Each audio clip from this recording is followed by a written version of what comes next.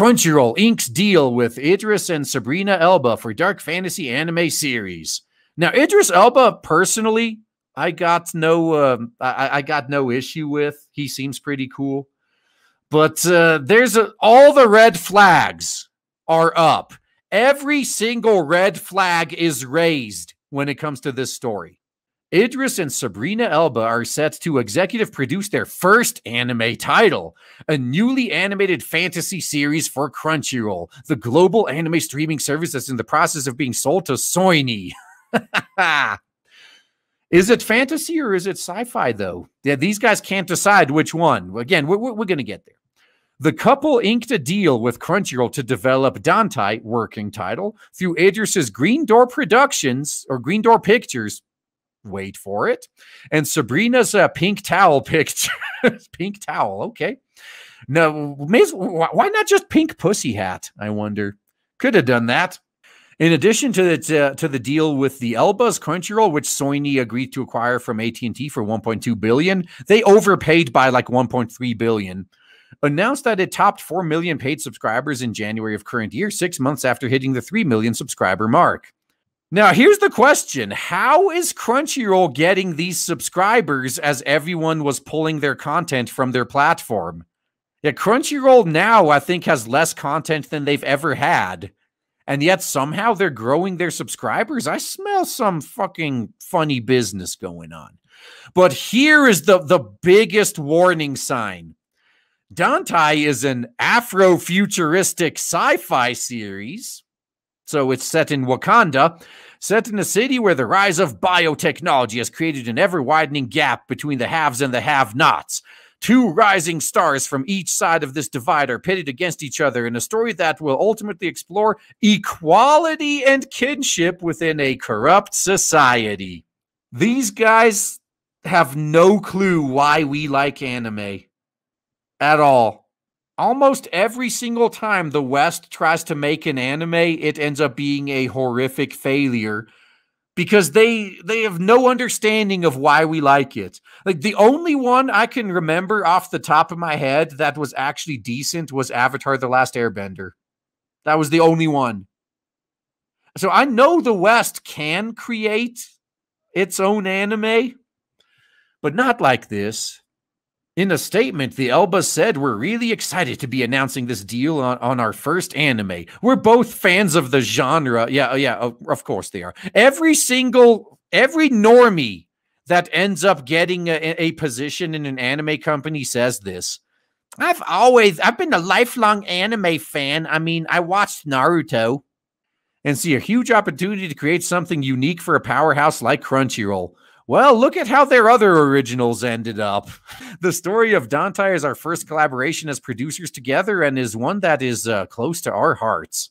And here we get some bullshit. Younger generations have experienced superhero fatigue and are looking for new stories like Dantai, according to Joanne Wadge, a current GM of Crunchyroll.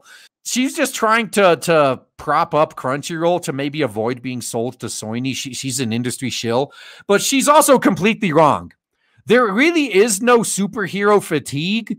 It's wokeness fatigue. People are dropping out because the superhero movies are getting crappier. They're introducing the new crappy characters. If superhero fatigue is a thing, why is My Hero Academia like 10 out of the 20 top-selling books in the US or graphic novels, huh? Why? Why is One Punch Man so popular if superhero fatigue is a thing? It's not superhero fatigue. It's good content drought. That's the problem the West has. And for the record, this show, I mean, all we know about it is what they said about it in this article and the production companies that are going to be making it, which we'll get into shortly. So every single red flag is up, but there is still a slight chance that it'll actually be good. I just want to specify that there's always a chance it's not going to be shit.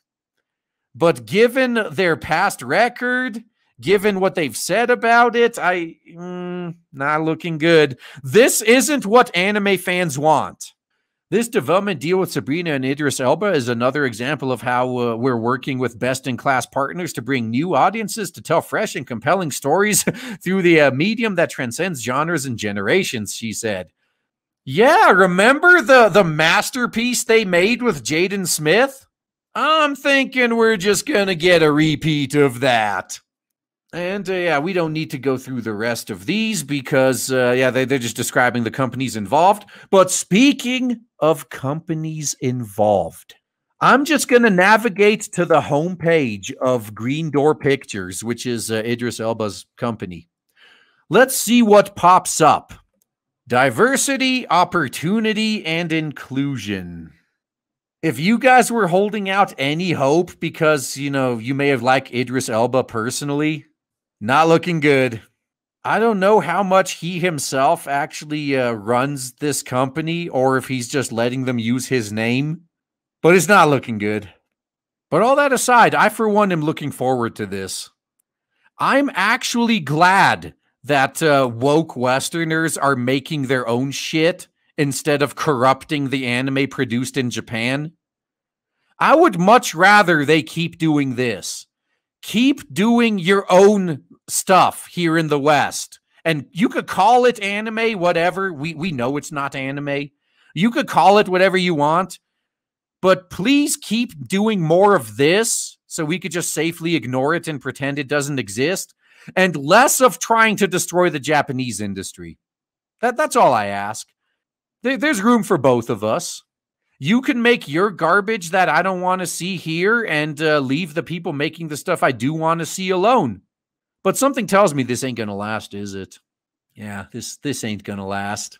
You know damn well that once they fail a few times at making their own, they're just going to redouble their efforts at forcing Japan to bend the knee. And even then, I hope a few Japanese companies do. Because once a few Japanese companies decide to make some westernized shit and bankrupt themselves, the rest will learn their lesson. So just grab the popcorn and get ready for the shit show, because the next few years are going to be a good one when it comes to anime, that's for sure. Oh man, I am so excited to tell you guys right now that finally, after about a year of build-up and shilling, we have launched Blade Devil on Indiegogo, and so far it is doing so well thanks to awesome people like you. If you haven't backed it yet, then please check the links in the description and check out Blade Devil on Indiegogo. You will not be disappointed. Looking forward to seeing you there.